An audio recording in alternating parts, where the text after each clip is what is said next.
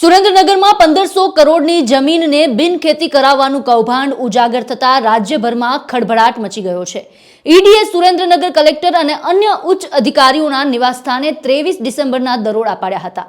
ત્યારે બાદ કેસમાં એસીબી સુરેન્દ્રનગરમાં ઈડીના અધિકારીએ સુરેન્દ્રનગર કલેક્ટર રાજેન્દ્ર મહેન્દ્ર પટેલ, નાયબ મામલતદાર ચંદ્રસિંહ મોરી, કલેક્ટર ઓફિસના ક્લાર્ક મયુર ગોહિલ અને કલેક્ટરના અંગત મદદનીશ જયરાજસિંહ ઝાલા સામે લાંચ રૂશ્વત વિરોધી ધારા હેઠળ ગુનો નોંધાવ્યો હતો।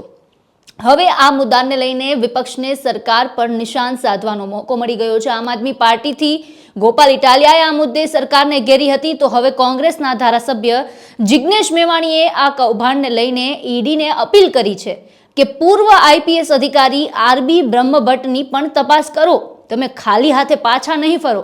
શું બોલ્યા છે સમગ્ર મુદ્દાને લઈને જિગ્નેશ મેવાણી, સાંભળો। સુરેન્દ્રનગર કલેક્ટરના કથિત 1500 કરોડના જમીન કૌભાંડમાં ઈડીના ગુજરાતમાં કેટલાક દિવસથી સુરેન્દ્રનગરમાં ધામા છે। ગુજરાત પધારેલી ઈડીને એક સૂચન કરવા માંગુ છું। બ્રહ્મભટ્ટ નામના એક અધિકારી નિવૃત્તિવાદ ન્યૂઝ ચેનલમાં બહુ અદ્ભુત ડિબેટ કરતા હોય છે। એ મહેસાણા જિલ્લાના રહેવાસી છે, હું પણ મહેસાણાનો છું।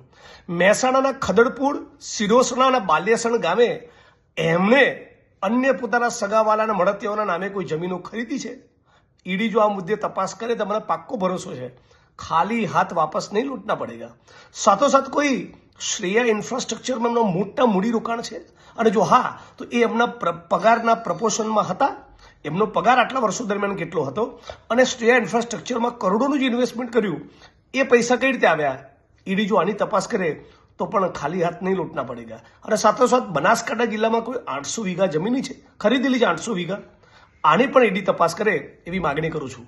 ઈડીનો ગુજરાતનો ફેરો બ્રહ્મભટ્ટ સાહેબની મિલકતની તપાસ કરશે તો ચોક્કસ લેખે લાગશે।